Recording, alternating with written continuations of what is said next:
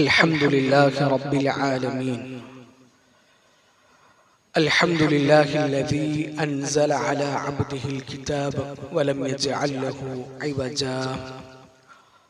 اللهم صل على محمد وعلى آل محمد كما صليت على إبراهيم وعلى آل إبراهيم إنك حميد مجيد. اللهم بارك على محمد وعلى آل محمد كما باركت على إبراهيم وعلى آل إبراهيم إنك حميد مجيد. أما بعد فإن خير الكلام كلام الله وخير الهدي هدي محمد صلى الله عليه وسلم وشر الأمور محدثاتها وكل محدثة بدعة وكل بدعة ضلالة وكل ضلالة في النار. أعوذ بالله من الشيطان الرجيم. يا أيها الذين آمنوا اتقوا الله حق تقاته ولا تموتن إلا وأنتم مسلمون. يا أيها الذين آمنوا اتقوا الله وقولوا قولا سديدا يصلح لكم أعمالكم ويغفر لكم ذنوبكم ومن يطع الله ورسوله فقد فاز فوزا عظيما. اللهم سبحانك لا علم لنا إلا ما علمتنا إنك أنت العليم الحكيم. رب اشرح لي صدري ويسر لي أمري واحلل عقدة من لساني يفقه قولي.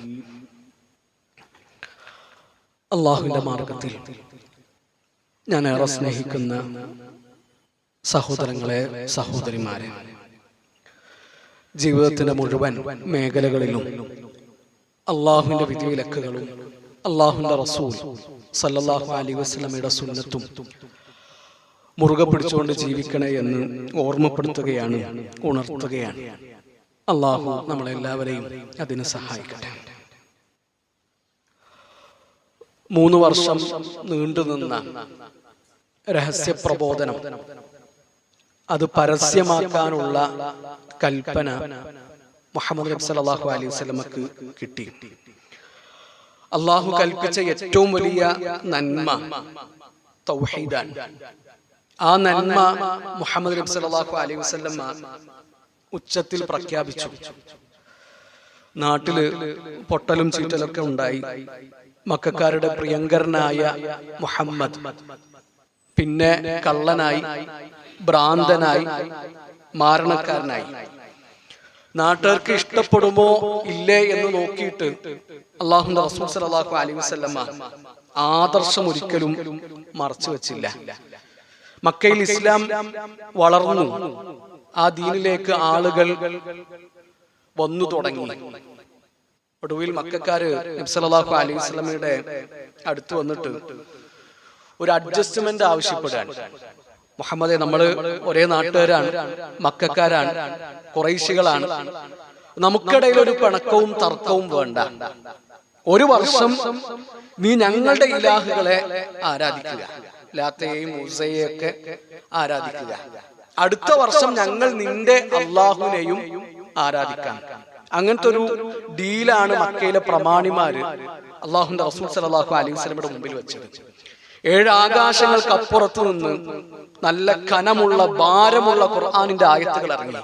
ഖുൽ യാ അയ്യുഹൽ കാഫിറൂൻ ലാ അഅ്ബുദു മാ തഅ്ബുദൂൻ വലാ അൻതും ആബിദൂന മാ അഅ്ബുദു വലാ അന ആബിദും മാ അബദ്തും വലാ അൻതും ആബിദൂന മാ അഅ്ബുദു ലക്കും ദീനുക്കും വലിയ ദീൻ.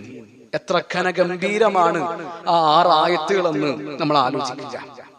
നിങ്ങൾക്ക് നിങ്ങളുടെ ദീൻ, എനിക്ക് എന്റെ ദീൻ. ദീനിന്റെ കാര്യത്തിൽ ഒരു വിട്ടുവീഴ്ചയില്ല. തൗഹീദിന്റെ വിഷയത്തിൽ അഡ്ജസ്റ്റ്മെന്റ് ഇല്ല. അത് ഉറച്ച നിലപാടാണ്. അള്ളാഹുവിന്റെ മുന്നിൽ മാത്രമേ ഞങ്ങൾ തല കുനിക്കുകയുള്ളൂ. ഞങ്ങളുടെ റബ്ബിന്റെ മുന്നിൽ മാത്രമേ ഞങ്ങൾ സുജൂദ് ചെയ്യുകയുള്ളൂ. അവങ്കലിലേക്ക് മാത്രമേ ഞങ്ങളുടെ കൈകൾ ഉയരുകയുള്ളൂ. കരയിലായാലും കടലിലായാലും ആകാശത്തായാലും എവിടെ വെച്ചായാലും ഞങ്ങൾ അല്ലാഹുവിനെ മാത്രമേ വിളിക്കുകയുള്ളൂ. ഞങ്ങൾക്ക് എന്തെങ്കിലും ചോദിക്കാനുണ്ടെങ്കിൽ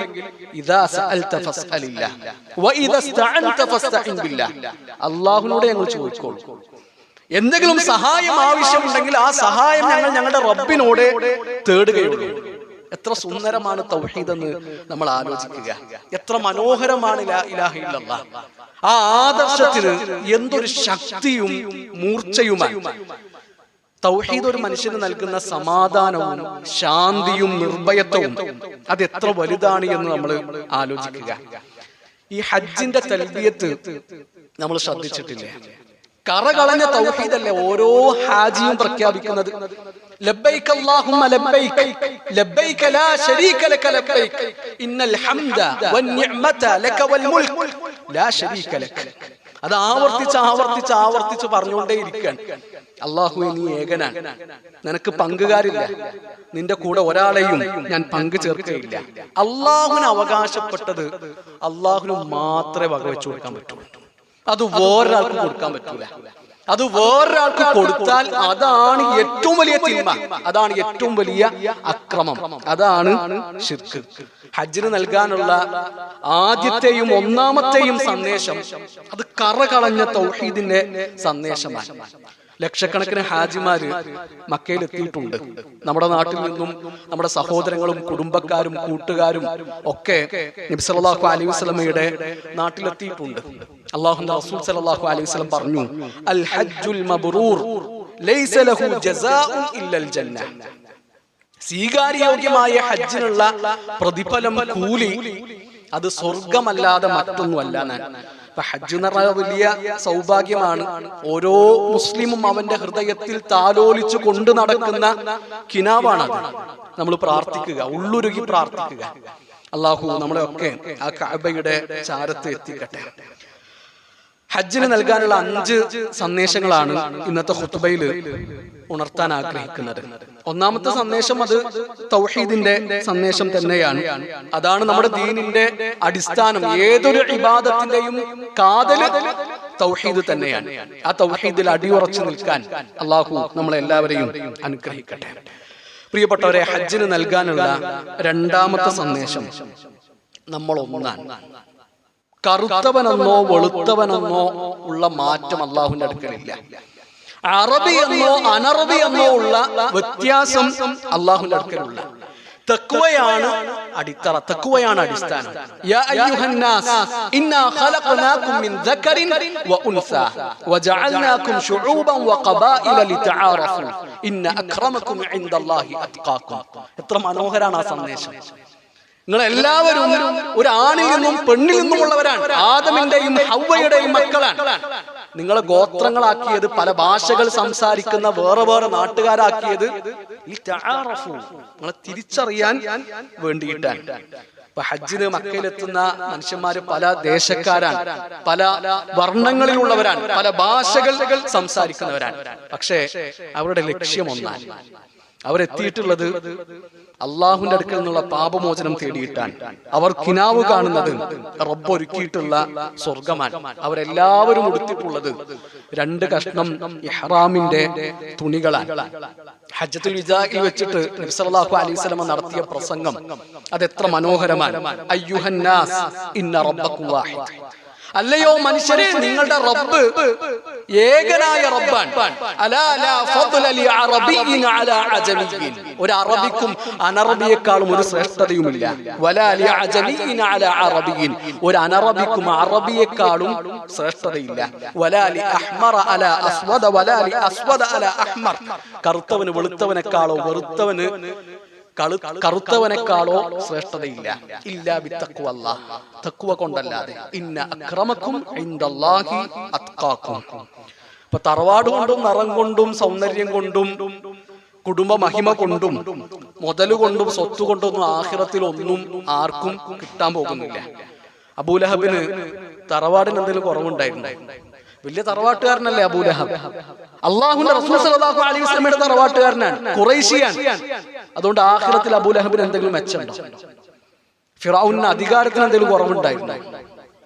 ആ അധികാരം കൊണ്ട് ഫിറഔൻ ആഖിറത്തിൽ എന്താണ് നേടിയത്? കാറൂനിന് മുതലിന് എന്തെങ്കിലും കുറവുണ്ടായിരുന്നു? ഇഷ്ടംപോലെ മുതലുണ്ടായിരുന്നു. പക്ഷെ ആ സമ്പത്ത് കൊണ്ട് കാറൂന് ആഖിറത്തിൽ എന്താണ് നേടിയത്? അപ്പൊ ആഖിറത്തിൽ ബാക്കിയാവുക തഖ്വയാണ്. ഹജ്ജിന് വേണ്ടിയിട്ടുള്ള ഒരുക്കങ്ങൾ നടത്താൻ പറയുന്നിടത്ത്, വിഭവങ്ങൾ ശേഖരിക്കാൻ പറയുന്നിടത്ത് ഖുർആൻ പറയുന്നുണ്ട് വതസവ്വദു, നിങ്ങൾ യാത്രയിലെ വിഭവങ്ങൾ ശേഖരിക്കുക. ഫഇന്ന ഖൈറസ്സാദി തഖ്വ, ഏറ്റവും നല്ല വിഭവം എന്ന് പറഞ്ഞാൽ അത് തഖ്വയാണ്. അപ്പൊ ഹജ്ജിന് നൽകാനുള്ള രണ്ടാമത്തെ സന്ദേശം, നമ്മൾ ആദമിന്റെയും ഹവ്വയുടെയും മക്കളാണ്. നമുക്കിടയിൽ നിറത്തിന്റെ പേരിൽ, നമുക്കിടയിൽ അറബിയാണോ അനറബിയാണോ അങ്ങനത്തെ ഒരു മാറ്റമൊന്നുമില്ല. തഖ്വയുണ്ടോ അവർക്കാണ് വിജയമുള്ളത്. പ്രിയപ്പെട്ടവരെ, ഹജ്ജിന് നൽകാനുള്ള മൂന്നാമത്തെ സന്ദേശം, നിങ്ങൾ ചാണിന് ചാണായിട്ട് മുഴത്തിന് മുഴമായിട്ട് അല്ലാഹുവിന്റെ റസൂൽ സല്ലല്ലാഹു അലൈഹി വസല്ലമയെ പിന്തുടരണം, ഫോളോ ചെയ്യണമെന്ന സന്ദേശമാണ്. നബി സല്ലല്ലാഹു അലൈഹി വസല്ലമയുടെ ഹജ്ജത്തുൽ വിദാഇൽ അല്ലാഹുവിന്റെ റസൂൽ സല്ലല്ലാഹു അലൈഹി വസല്ലം ഒട്ടകപ്പുറത്താണുള്ളത്. കൂടെയുള്ള അനുചരന്മാരോട് നബി സല്ലല്ലാഹു അലൈഹി വസല്ലം പറയുന്നുണ്ട്, ലിതഖുദൂ മനാസിഖക്കും, നിങ്ങൾ ഈ ഹജ്ജിന്റെ കർമ്മങ്ങൾ എന്റെ അടുത്ത് നിന്ന് പഠിക്കണം. ഞാൻ എങ്ങനെയാണോ ഹജ്ജ് ചെയ്യുന്നത് അങ്ങനെ നിങ്ങൾ ഹജ്ജിന്റെ ഓരോ കർമ്മങ്ങളും പഠിച്ചെടുക്കണം. ഈ ഹജ്ജിന് ശേഷം ഇനി എനിക്കൊരു ഹജ്ജ് ഉണ്ടാകുമോ എന്ന് എനിക്കറിയില്ല. നബി സല്ലല്ലാഹു അലൈഹി വസല്ലം ജീവിതത്തിൽ ആകെ ഒരു ഹജ്ജാണ് ചെയ്തിട്ടുള്ളത്. അവിടെ നബി അനുചരന്മാരോട് പ്രത്യേകം പറയാണ്, ഹജ്ജിന്റെ ഓരോ കർമ്മങ്ങളും ഞാൻ എങ്ങനെയാണോ ചെയ്യുന്നത് അങ്ങനെ നിങ്ങൾ പിൻപറ്റണം, പിന്തുടരണം. ഉമർ ഇബ്നുൽ ഖത്താബ് റളിയല്ലാഹു അൻഹു ഹജറുൽ അസ്വദ് ചുംബിച്ചിട്ട് പറയുന്നുണ്ട്, വല്ലാഹി ഇന്നി ലഉഖബ്ബിലുക, ഞാൻ ഇതാ നിന്നെ ചുംബിച്ചിട്ടുണ്ട്. വ ഇന്നി അഅലമു അന്നക ഹജർ, നീ വെറും ഒരു കല്ലാണ് എന്ന് എനിക്കറിയാം. വ അന്നക ലാ തദുറു വലാ തൻഫ, നിനക്കൊരു ഉപകാരമോ ഉപദ്രവമോ ചെയ്യാൻ കഴിയില്ല എന്നും എനിക്കറിയാം. വലൗലാ അന്നി റഅയ്തു റസൂലല്ലാഹ് സല്ലല്ലാഹു അലൈഹി വസല്ലം ഖബ്ബലക മാ ഖബ്ബൽതു, അല്ലാഹുവിന്റെ റസൂൽ നിന്നെ ചുംബിക്കുന്നത് ഞാൻ കണ്ടിട്ടില്ലായിരുന്നുവെങ്കിൽ ഞാൻ ഒരിക്കലും നിന്നെ ചുംബിക്കുമായിരുന്നില്ല. ഹജ്ജിന്റെ ഓരോ കർമ്മങ്ങളും അങ്ങനെയല്ലേ. നബി സല്ലല്ലാഹു അലൈഹി വസല്ലം എന്താണോ പഠിപ്പിച്ചത് അത് അതുപോലെ നമ്മൾ ഫോളോ ചെയ്യാണ് ചെയ്യുന്നത്. ഇപ്പൊ കഅബയെ പറ്റിയിട്ട് നമ്മൾ ആലോചിക്കുക.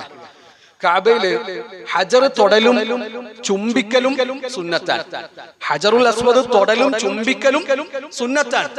റുക്നുൽ യമാനി ചുംബിക്കാൻ പറ്റൂല, തൊടാനേ പറ്റുള്ളൂ, തൊടലും സുന്നത്താണ്.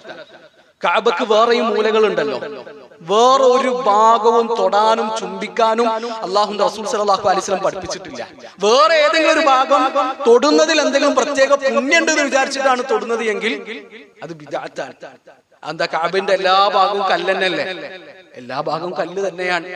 പക്ഷെ ഓരോ കല്ലിന്റെ അടുത്ത് വെച്ചിട്ടും അല്ലാഹുവിന്റെ റസൂൽ സല്ലല്ലാഹു അലൈഹി വസല്ലം എന്ത് ചെയ്തു അതാണ് നമ്മൾ നോക്കേണ്ടത്. ഹജറിന്റെ അടുത്ത് വെച്ച് നബി അത് തൊട്ടിട്ടുണ്ട്, നബി അത് ചുംബിച്ചിട്ടുണ്ട്, അതുകൊണ്ട് നമ്മൾ അത് തൊടുകയും ചുംബിക്കുകയും ചെയ്യും.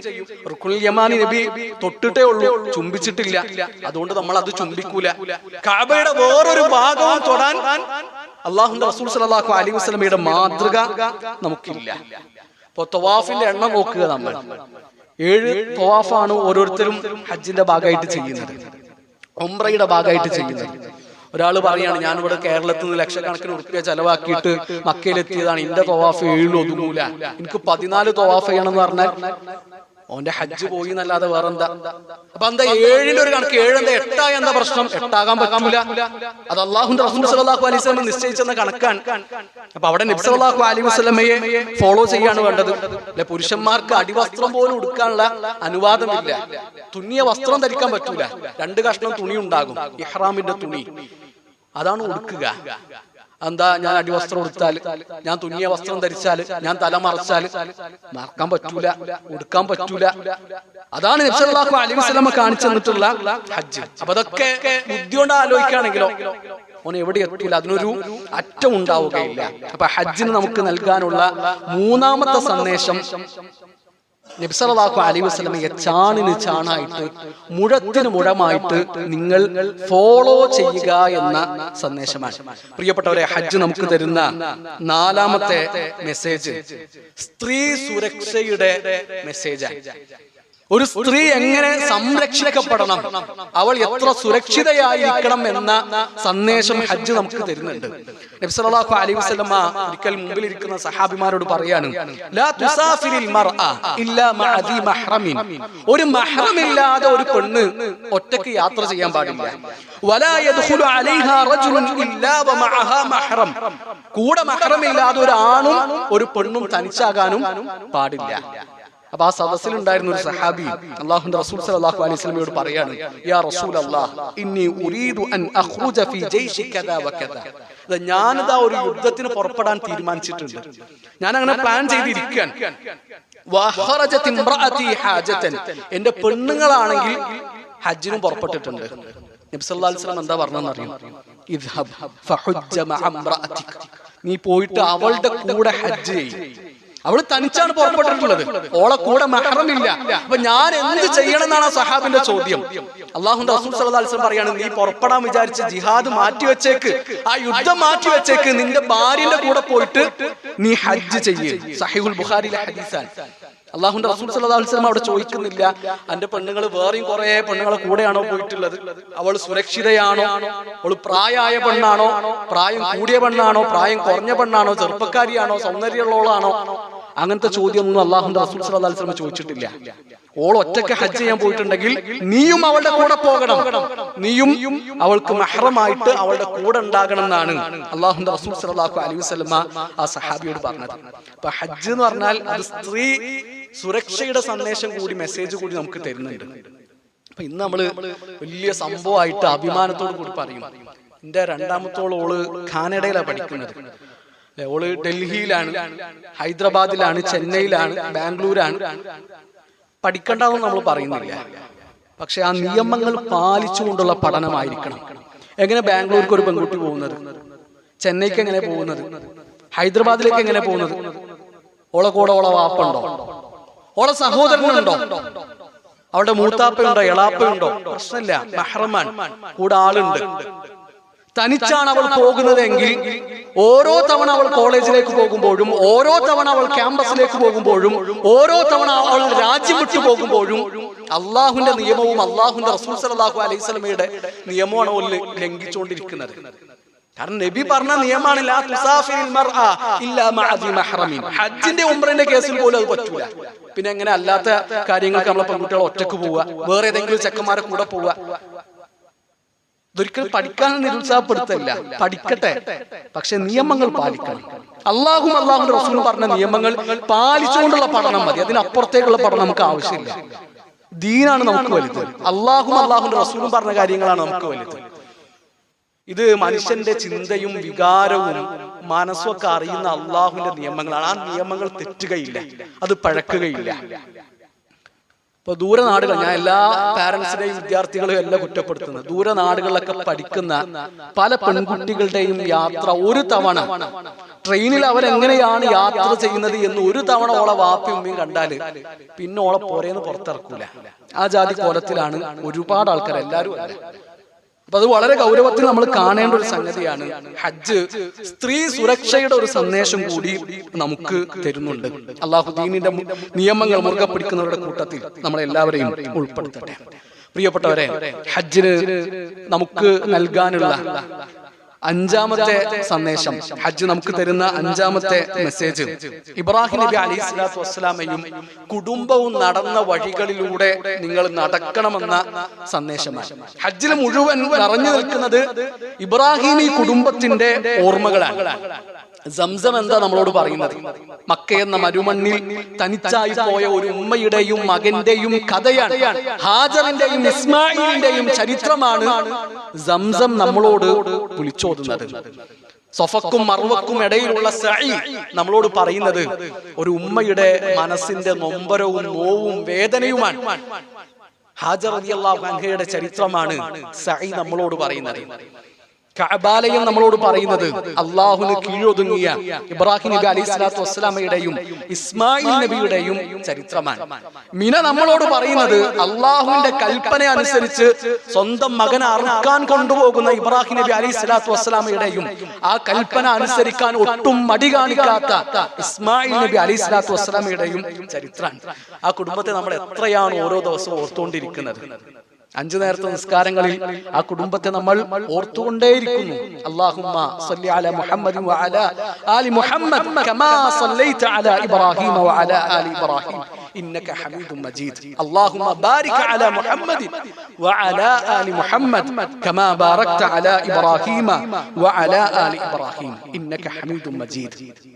മുഹമ്മദ് നബി സല്ലല്ലാഹു അലൈഹി വസല്ലമയോട് പോലും അള്ളാഹു കൽപ്പിച്ചിട്ടുള്ളത് ആ ഇബ്രാഹിം നബി അലൈഹി സ്വലാത്തു വസ്സലാമയുടെ സരണിയും മാർഗവും പിൻപറ്റാനാണ്.